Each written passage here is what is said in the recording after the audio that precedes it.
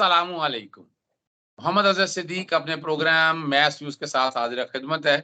बड़े दिनों बाद आप जानी पहचानी शक्ल मेरे प्रोग्राम में देख रहे होंगे। इम्तियाज गुल, सब वक्त नहीं होता। पिछले दिनों इमरान खान साहब से बड़ी और यूट्यूब पे प्रोग्राम करने वाले में मेरा ख्याल है चंद लोगों में जो होंगे, तो ये उनकी क्रेडिबिलिटी है कि इमरान खान भी उन पे इतना ट्रस्ट करते हैं। और वैसे मैं तो इसलिए इनसे प्यार और याद अल्लाह है कि ये बड़ी साफ गोई के साथ बात करते हैं। और आजकल जो कुछ आप हालात देख रहे हैं ना, इन्होंने बहुत पहले मुझे कुछ चीजें बता दी थी कि एस्टेब्लिशमेंट के हालात आने वाले दौर में क्या होने वाले हैं, क्या चीजें क्यों, यानी क्यूरेटिव क्या चीजें लेनी चाहिए और हालात और वाकयात को किस तरह लेकर जाना चाहिए। मैं आगे चलने से पहले कुछ मैं चीजें सम अप करके ना अपने तौर पर, ताकि उन्हीं में से सवाल निकाल के आपके सामने रख देता हूँ।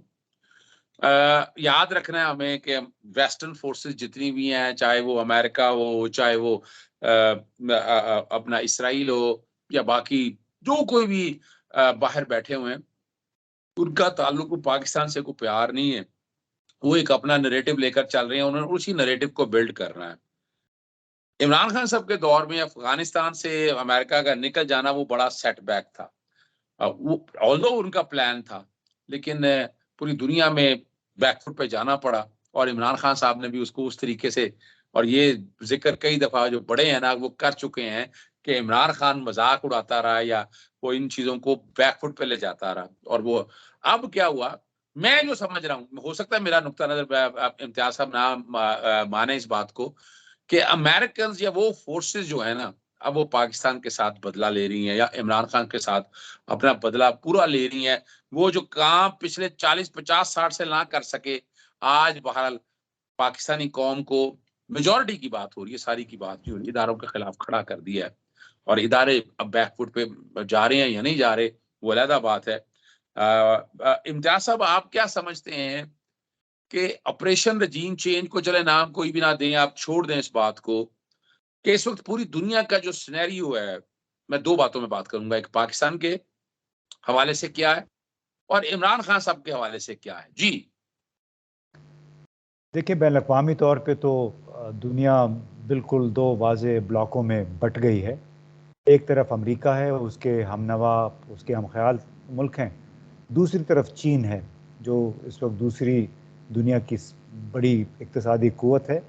और चीन को उन्होंने हदफ पे ले लिया है अमेरिका ने। अभी हाल ही में उनकी इंडो पैसिफिक स्ट्रैटेजी आई थी अमेरिका की, उसमें उन्होंने ये कहा है कि उनका दुश्मन नंबर 1 रूस है और चैलेंज नंबर 1 चीन है। चैलेंज नंबर 1 उन्होंने इसलिए कहा कि दुश्मन को तो आपको सामने पता होता है कि ये दुश्मन है, इसको आपने 2-4 गिदड़ भपकियाँ लगाई, डिफेंस के ज़रिए, मिसाइलों के ज़रिए ज़ेर आप कर सकते हैं। चैलेंज जो है ना, वो यानी अगर चीन को चैलेंज कह रहे तो उसका मतलब है कि वो एक हमाजहत मसले से निमटना है कि उसकी इक़्तिसादी क़ुव्वत भी है, उसकी सियासी क़ुव्वत भी है, उसकी इलाकाई क़ुव्वत भी है। तो इस वजह से उन्होंने तकरीबन 1.5 साल हो गया है, मुसलसल चीन को उन्होंने अपना चैलेंज नंबर 1 करार दिया है। उस वजह से फिर जो ममालिक चीन के निस्बतन करीब हैं, उनको भी सबक सिखाया जा रहा है। अब हम चीन के साथ तो हमारे बड़े पुराने देरीना ताल्लुकात हैं, फिर सीपैक भी शुरू हुआ, तो वहाँ पे धड़का ये पैदा हो गया था कि चीन के बहुत ज़्यादा करीब ना हो जाए पाकिस्तान। उस वजह से मुझे ये लगता है कि जो रिजीम चेंज आपने नाम इस्तेमाल किया शुरू में, कि उसका भी काफ़ी हद तक जो ताल्लुक़ है वो इस बैनुल-अक़वामी सूरत हाल से है कि किस तरह अमेरिका रफ्ता रफ्ता धीरे धीरे उन तमाम ममालिक को चीन से दूर करने की कोशिश कर रहा है जो कि चीन के रिवायती तौर पे करीब रहे हैं। अब हमारे जो सिपहसालार आला हैं, उनकी एक तकरीर थी 2 अप्रैल को इसी साल इस्लामाबाद सिक्योरिटी डायलॉग में, और उससे एक दिन पहले 1 अप्रैल को उस वक्त के वज़ीर-ए-आज़म इमरान खान एक तकरीर कर चुके थे। वो दोनों तकरीरें बिल्कुल एक वाज़ेह इंडिकेटर था कि किस तरह पाकिस्तान का जो शिप है उसको चीन से स्टीयर अवे करने की कोशिश हो रही है। तो बाकी जो बातें हैं वो सारी उससे जुड़ी हुई हैं कि किस तरह اس شپ کا رخ موڑنے کی کوشش کی گئی، بھلے وہ مکمل طور پہ نہ مڑے، لیکن ابھی آپ جو جنوری 2021 سے بالکل سرد مہری تھی عمران خان حکومت اور بائیڈن ایڈمنسٹریشن کے درمیان، لیکن جو ہی حکومت تبدیل ہوئی 9 اپریل کو، اس کے بعد سے آپ نے دیکھا بڑے گرم گرم مسافے بھی ہوئے، تبادلہ خیال بھی ہوا. کچھ یہ نظر آ رہا ہے کہ امریکہ نے کچھ ریلیف فراہم کرنے کی کوشش کی ہے IMF کے ذریعے، لیکن وہ جو شروع میں آپ نے بات کی، اصل مسئلہ وہ ہے کہ امریکہ میں ایک جس کو کہتے ہیں کہ اتفاق رائے ہے مکمل طور پہ ریپبلکن پارٹی میں اور ڈیموکریٹک پارٹی میں، کہ افغانستان میں جو ہزیمت اٹھانی پڑی ہے امریکہ کو 20 سال کی لڑائی کے بعد، وہ پاکستان کی اسٹیبلشمنٹ کی وجہ سے ہے. اس کا مشہور ایک فقرہ ہے جس کے اوپر ایک کنسنسس ہے کہ the boys have defeated us. The boys سے مطلب ہے کہ پاکستان کی آرمی، مطلب بڑا زبردست کام تو کیا ہے پاکستان کی آرمی نے، ISI نے، آرمی نے مل کے، کہ اپنے اوپر ایک لحاظ سے آنچ نہیں آنے دی، اور جو انہوں نے ایک پالیسی رکھی 2001 سے جو بات کر رہی تھی پاکستان کی فوج، اس بات پہ قائم رہی. تو اس لحاظ سے ایک بڑا انہوں نے مارکا انجام دیا کہ امریکہ کو بھی بالآخر وہ کرنا پڑا جو کہ پاکستان نے 2002-03 میں 4 میں مشورہ دیا تھا کہ آپ ان کے ساتھ طالبان سے آپ جنگ نہیں جیت سکتے ہیں. اب اس کی سزا ایک لحاظ سے پاکستان کو مل رہی ہے. اب الگ بات ہے کہ اس میں پھر وہی پاکستان کی آرمی ہے، اس کو کن حالات سے گزرنا پڑا، خاص طور پہ پھر جب عمران خان صاحب کی حکومت آئی، وہ آپ کے سامنے ہے کہ بہت ساری پھر پیچیدگیاں پیدا ہوئی ہیں، اور اس میں نہ صرف ہماری اندرونی معاملات تھے بلکہ یہ بیرونی معاملات بھی تھے کہ چین اور امریکہ کی مخاصمت، اور اس میں پھر پاکستان جیسے ملکوں کا پھنس جانا. یعنی پاکستان ایک لحاظ سے سینڈوچ ہو گیا ہے امریکہ اور چین کی جو مہاجرائی ہے اس میں. اچھا ایک بات آپ تو یہ اگر بات دیکھا جائے تو میں تو پھر یہ بڑے آسانی سے ایک بات کر سکتا ہوں، اور مجھے سمجھ میں آتی ہے بات، تو اس کا مطلب یہ ہوا کہ آپ کی اپوزیشن جماعتیں ہیں جو PDM کی شکل میں ہیں، وہ بھی سارے معاملے میں استعمال ہو گئیں، اور اس کا نقصان ہم جو دیکھ رہے ہیں. مثال کے طور پر اگر تو واقعی وہ یہ ممالک جو آپریشن رجیم چینج کے پیچھے تھے، اگر یہ پاکستان کی کوئی بھلائی چاہ رہے ہوتے تو اس وقت تو ڈالر نیچے آ گیا ہوتا، پیٹرول کی قیمتیں عام آدمی میں، مہنگائی یہاں ختم ہو گئی ہونی تھی، یہاں تو دودھ کی نہریں بہری ہو رہی تھی. لیکن یہاں تو حالات اس سے بہت برے ہو گئے. ایون سو مچ سو اگر آپ دیکھا جائے سیلاب جیسی اتنی بڑی آفت آئی تو ہم تو یہاں پر بیٹھ کے، ہم تو بلیک میلنگ کا لفظ میں کہہ دوں تو حرج کوئی نہیں ہے، ہم تو اپنے قرضے سارے معاف کروا سکتے تھے، چلے نہ صحیح میکسیمم معاف کروا سکتے تھے.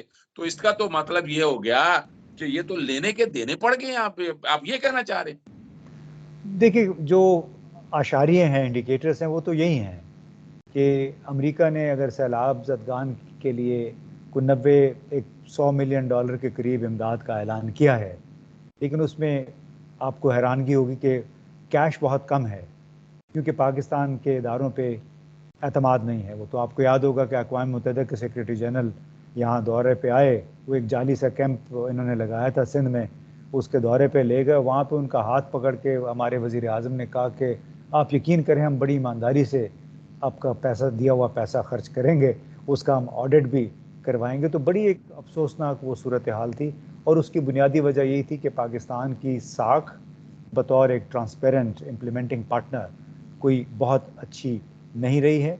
اور اسی وجہ سے حالانکہ انہوں نے یہ بھی کہا کہ ہم تھرڈ پارٹی آڈٹ بھی کروائیں گے، حالانکہ ایک وزیر اعظم کو یہ کہنے کی کیا ضرورت ہے. لیکن آپ کی اپیل پہ کسی نے بہت زیادہ توجہ نہیں دی. ابھی بھی پاکستان میں جو کوآرڈینیٹر ہے اقوام متحدہ کا، اس کا یہ کہنا ہے کہ جو ہم نے اپیل لانچ کی تھی 700-800 ملین ڈالر کی، that is extremely under funded. یعنی اس کے لیے تو شاید مشکل ہے 200-300 ملین ڈالر بھی اکٹھے نہیں، کسی نے پلیج ہی نہیں کیا ہے. اور اس کی بنیادی وجہ ہمارے اپنے کرتوت ہیں، جو گزشتہ 70-75 برسوں کے دوران جس انداز میں ہماری گورننس رہی ہے، مار دھاڑ. آپ نے دیکھا مالیاتی مار دھاڑ، وہ کہتے ہیں آپ ثابت کر کے دکھائیں. ثابت تو کوئی نہیں کر سکتا ہمارے جیسے نظام میں، لیکن یہ کہ لوگوں کا بھلا اس میں ضرور ہو جاتا ہے. نقصان جو ہے وہ پاکستان کا ہوتا ہے، پاکستان کے عوام کا ہوتا ہے.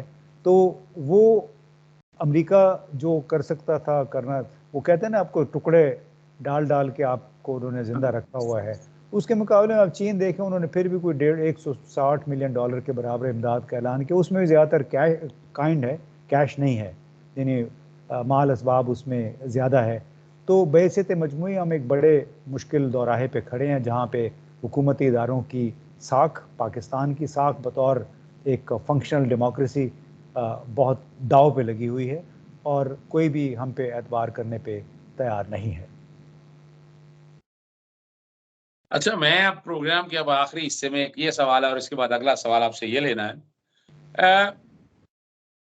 یہاں اس سارے بھنور میں یا آپ کہہ دیں اس گرداب کے اندر اگر دیکھا جائے تو پاکستانی اسٹیبلشمنٹ بھی ڈیوائیڈ نہیں ہو گئے. میں ڈیوائیڈ کا لفظ اس کانٹیکس میں کہہ رہا ہوں کہ وہ یعنی ملک میں جو حالات ہے اس کی طرف توجہ دے، یا جو باہر کے نخرے اور چونچلے ہے وہ برداشت کرے. تو اس کا نقصان تو الٹیمیٹلی اگر دیکھا جائے تو وہ پاکستان کو ہی ہو رہا ہے، اور شاید اسی وجہ سے ہم اٹھ نہیں پا رہے. اب کیا آپ اس کو کیا کہیں گے؟ دیکھیں، ایک بڑے افسوس کی بات ہے کہ ہماری سیاسی زندگی میں ہماری ملٹری اسٹیبلشمنٹ کا ایک بڑا ناقابل تردید کردار رہا ہے، اور کئی مواقع پہ انہوں نے بڑا اچھا کردار بھی ادا کیا، مثبت اس کا نتیجہ نکلا وقتی طور پہ. لیکن یہ اوور دی ایئرس، یہ جو 3-4 ہم نے دہائیاں دیکھی ہیں، 1954 سے ہم نے جو دیکھا ہے جس انداز میں انہوں نے کردار ادا کیا، کئی مواقع پہ پھر جب براہ راست فوجی حکمرانی آ جاتی ہے تو اس میں بہت ساری قباحتیں پیدا ہوتی ہیں. اس میں جو سویلین بیوروکریسی ہے وہ کام کرنا چھوڑ دیتی ہے، کیونکہ آپ کے سر پہ اگر کوئی کرنل، کوئی بریگیڈیئر بیٹھا ہوا ہے، ہیڈ آف ڈپارٹمنٹ، لوگوں کو ڈر ہوتا ہے کہ ایس آئی میں ہمیں رپورٹ نہ کر دیں، ایم آئی میں رپورٹ نہ کر دیں. اس کا انگریزی میں کہتے ہیں کہ اٹ کلز دی انیشیٹو. اب ان کی موجودگی انیشیٹو کو کل کر دیتی ہے، اس لیے کہ وہی سوچتے ہیں کہ جب یہ بریگیڈیئر صاحب، کرنل صاحب بیٹھے ہوئے ہیں، اگر کام انہوں نے کرنا ہے تو ہمیں کام کرنے کی کیا ضرورت ہے. تو اس وجہ سے جو سالہ سال سے ان کی براہ راست یا بالواسطہ کردار رہا ہے ہماری سیاست میں، اس نے ہماری سول بیوروکریسی کو نالائق بھی کر دیا ہے، بے عمل بھی کر دیا ہے. اور ان کا یہ ہوتا تھا مشن کہ جی ہم کرپشن نہ ہو، مس مینجمنٹ نہ ہو. بدقسمتی سے ہوتا یہ تھا کئی ان میں سے کئی لوگ خود اس سسٹم کا حصہ بن جاتے تھے، اس کے بینیفیشری بن جاتے ہیں، جس کی وجہ سے پاکستان بہتری کی بجائے خرابی کی طرف زیادہ گیا ہے. اچھا، آخری سوال کی طرف چلتے ہیں. اس وقت آپ نے دیکھ لیا کہ ابھی 2 دن پہلے کی لڑائی، آپ نے پوزیشن ساری لڑائی سے مراد میں یہ نہیں ہونا، لائٹر سائڈ کہہ رہا ہوں کہ عمران خان صاحب نے جو ثانیہ ہوا، قاتلانہ حملہ ہوا، پھر اس کے بعد ہاسپٹل میں گئے اور انہوں نے اپنے جو باتیں ساری گیدر کی، وہ تاریخ اٹھا کر یعنی جرنلسٹ کے ساتھ، اینکر کے ساتھ ہونا، پھر کچھ پولیٹیکل ورکر کے ساتھ ایسے واقعات پیش آنا، پھر عمران خان صاحب کا خود سامنے آ کر یہ بات کرنا، اور پھر اس کی وضاحتیں رہی. یعنی ایک تو پریس کانفرنس کر دی D G I S P R کی طرف سے اور ساتھ D G I S I کی طرف سے. تو دوسری یہ آپ کیا سمجھ رہے ہیں، اس سے کوئی اپنا ادارے کی ساکھ بہتر ہوئی ہے یا بہت متاثر ہو گئی ہے، یا ایسا معاملات نظر آ رہے ہیں کہ یہ معاملات شاید اب ان کے کنٹرول میں بھی نہیں رہے؟ دیکھیے، تمام فیکٹرز اس کے پیچھے کار فرما ہیں. تو ان کو اول تو یہ کہ ایک سرکاری افسر ہیں، ان کو یہ پریس کانفرنس میرے اپنے خیال سے نہیں کرنی چاہیے تھی. یہ یہاں پہ وزیر دفاع اگر ہوتا تو وہ زیادہ مناسب ہوتا. دوسری بات، انہوں نے بار بار یہ بھی کہا کہ ہم سیاست میں ہمارا کوئی کردار نہیں ہے، لیکن وہ 1 گھنٹہ 38 منٹ کی جو پریس کانفرنس تھی وہ ساری ایک سیاستدان کے بارے میں تھی.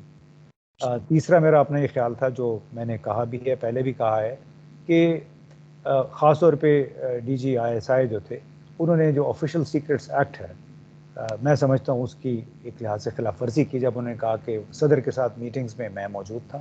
پھر جو ایکسٹینشنز کے حوالے سے میٹنگز کی بات ہوئی وہ بھی ان کے سامنے ہوئی، انہوں نے کہا کہ میں موجود تھا.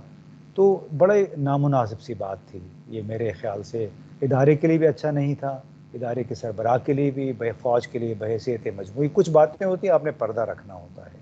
یعنی آپ سیاستدان نہیں ہیں کہ آپ ترکی و ترکی دوسرے سیاستدان کو جواب دے رہے ہیں، بلکہ آپ سرکاری افسر ہیں، اور سرکاری افسر کو پھر اپنا جو اس نے حلف اٹھایا ہوتا ہے اس کا بھی پاسداری کرنی چاہیے. اور اس کی وجہ سے بدقسمتی سے بھلے ان کی کئی باتیں سچ ہوں گی، لیکن اس کی وجہ سے اس زہر جو ہے بہت زیادہ بھر دیا گیا ہے ہماری سیاسی زندگی میں، سیاسی بیانیوں میں بدمزگی، کشیدگی بہت زیادہ پیدا ہو گئی ہے اس کی وجہ سے۔ اچھا چلیں، بس ویسے ہی میں پروگرام سنڈے والے دن یہ شام چلے گا، اور پیر سے سن رہا ہوں میں کہ نئے chief of the army staff اور سی جی ایس کی تعیناتیاں ہو رہی ہیں، کیا آپ واقعی سمجھ رہے ہیں یا کوئی ایکسٹینشن ہو رہی ہے؟ کاش کہ میرے پاس وہ اعلیٰ دین کا چراغ ہوتا تو اس میں سے میں دیکھ کے بتا سکتا کہ اب اس میں سے ہونا کیا ہے۔ یہ آپ اندازے سے کیا کہتے ہیں؟ میرے لیے بڑا مشکل ہے کہنا ہے اس کو کچھ۔ چلیں بہرحال بہت شکریہ آپ کا، آپ نے چیزوں کا احاطہ بالکل ٹھیک کر دیا، اور جو بات ہم سمجھ رہے تھے کہ اس وقت جو مرضی ایسے حالات ہو جائیں کہ جو اپنا جیوش لابی ہے یا کرسچن لابی ہے، یعنی امریکہ لے لیں آپ، انگلینڈ لے لیں آپ اگر آج آپ جرمنی کی طرف آ جائیں، نیٹو کی طرف آ جائیں، آپ اسرائیل کی طرف آ جائیں، انہوں نے اپنی جو پلاننگ ہے، جو اسٹریٹجی انہوں نے طے کیا، انہوں نے اس پہ چلنا ہے، ان کے لیے نہ پاکستان اہمیت رکھتا ہے، جو اپنا ایجنڈا ہے اس ایجنڈے کے حوالے سے پاکستان ضرور ان کی اہمیت رکھتا ہوگا۔ بہرحال اجازت چاہتے ہیں جی، السلام علیکم، اللہ حافظ، پاکستان زندہ باد۔